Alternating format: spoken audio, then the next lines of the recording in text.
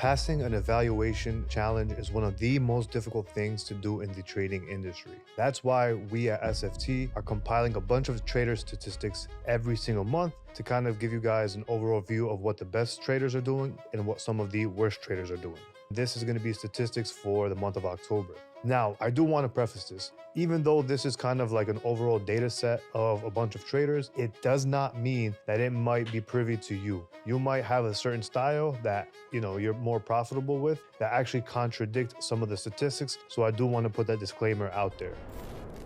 All right, guys, so let's go ahead and I'm going to start off with what was actually the worst performing pair. Now, this was a little bit shocking because for 2 months in a row, for the month of August and for the month of September, it was everyone's favorite NAS 100, right? Not surprising really that, a lot of the more favorable pairs that people talk about online actually has one of the worst performance here at SFT. Now, this one was a little bit weird, but the worst performing pair was actually NZD CHF.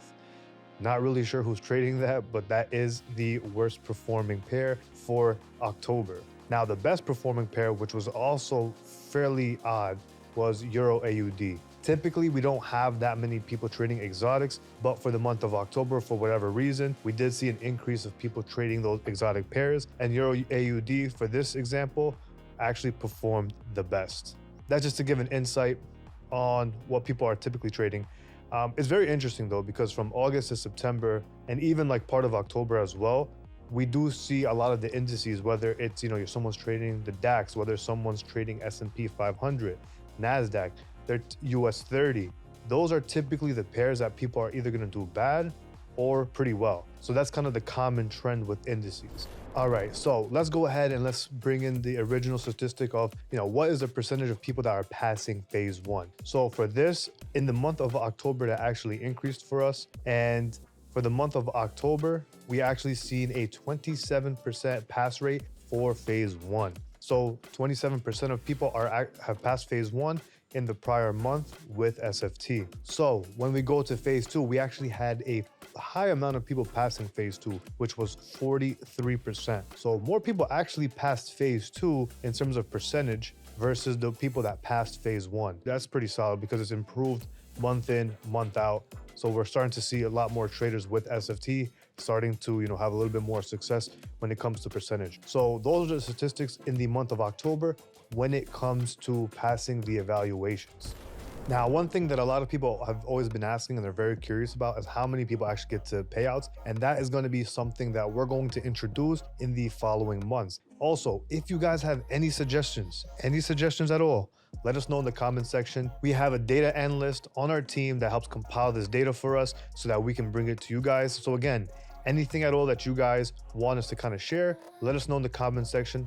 We'll try our best to accommodate accordingly. Now, let's go ahead and kind of get into the statistics and the metrics when it comes to people passing the evaluations. Things that may help you on your trading journey, especially if you're someone who kind of still looking for maybe a trade management or some type of trading style. These types of data can kind of help support maybe one way or another on how you want to approach your trading strategies. In the month of October, the average hold time of traders that actually passed the evaluation was 3.65 hours. This is very indicative of the same stuff that we talked about in the last episode, where traders that are having the most success are typically holding. It's very interesting because the average hold time for the failed traders is 1.53 hours, a 2-hour difference when it comes to people who pass versus the people who fail. That again is very indicative of the old cliche that, sometimes holding for that bigger move, sometimes holding your trades for a specific higher time frame level are essentially outperforming those are kind of maybe looking for that intraday volatility. Not everyone's going to be profitable swing trading. Not everyone's going to be profitable holding for a long amount of time. Some people, yes, are more profitable when they are scalping. However, when it comes to the overall data that we've seen, especially month over month, it's very consistent actually. The month of August, the month of September, and the month of October averages around 1.5 hour hold time. And that's for the failed traders versus the traders that are passing, they're holding for over 2 hours, 2.5 hours plus. Again, for me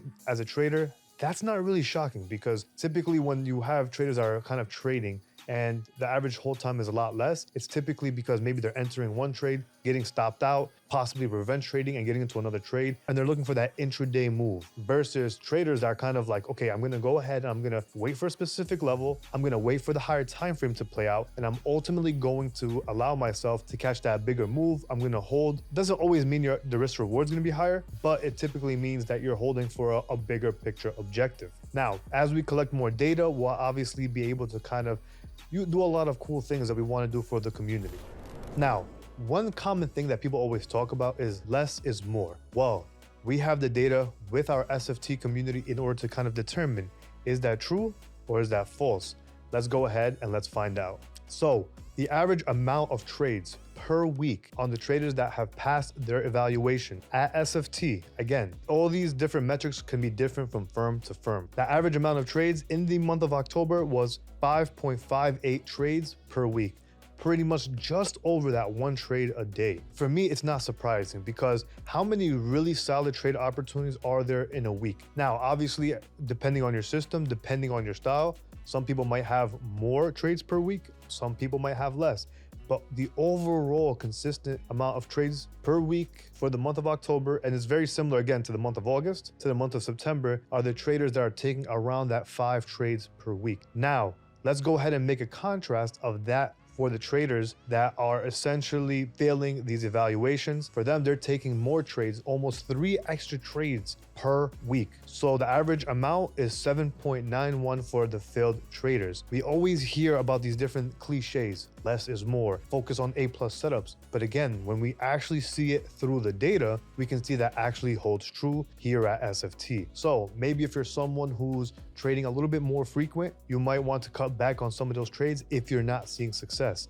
Again, if you're someone who's trading frequently and you're able to see success, you're profitable, you can essentially just use this as entertainment and kind of just view it how you want. But again, this is for the traders that might be struggling. We can give them some sort of alleyway to kind of assess their trading performance.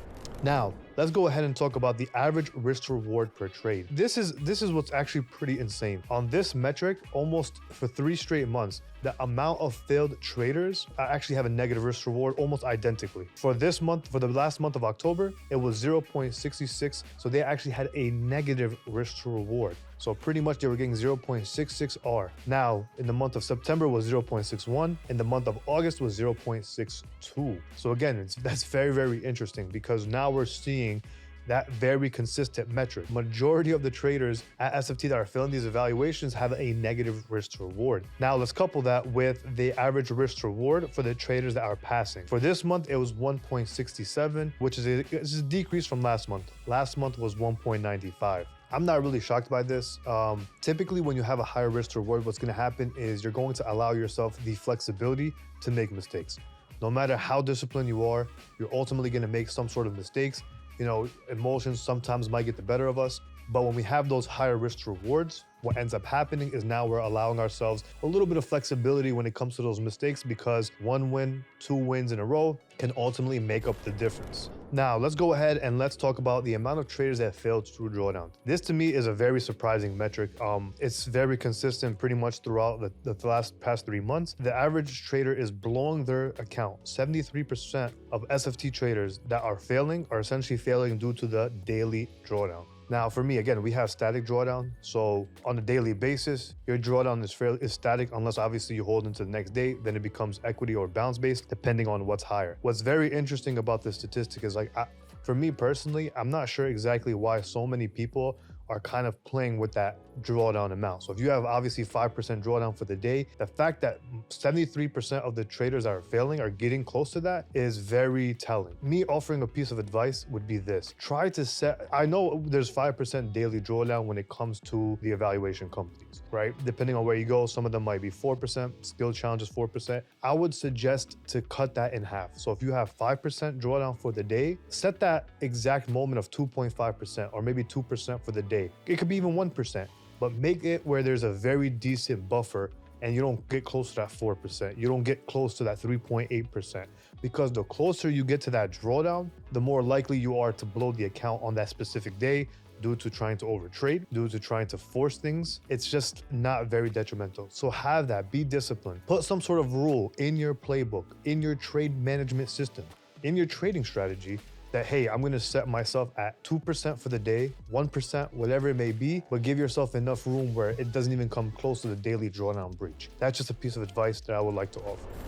Now, when it comes to the average payout amount here at SFT across the board, across all challenges, is $2,344.42. So again, people are actually making very decent incomes. This was actually an increase from the month of September. In the month of September, the average payout was $1,681.25. So there people in the month of October were making more on average. So again, guys, this is a brief overview of certain statistics that we're going to bring on the channel. Make sure that if you have any suggestions at all, let us know in the comment section. Make sure to go ahead and subscribe. Turn the bell notification on, as we will do multiple giveaways on some of these videos. And to be updated to everything with SFT, make sure to join the Discord and follow us on socials with all the links in the description below. And again, let us know what you guys think of this video. Let us know what you want us to include, so that way you're a little bit more informed. Maybe we throw in a little bit more educational stuff when it comes to the trading side. Let us know. We're open to suggestions, and we'll see you guys in the next video.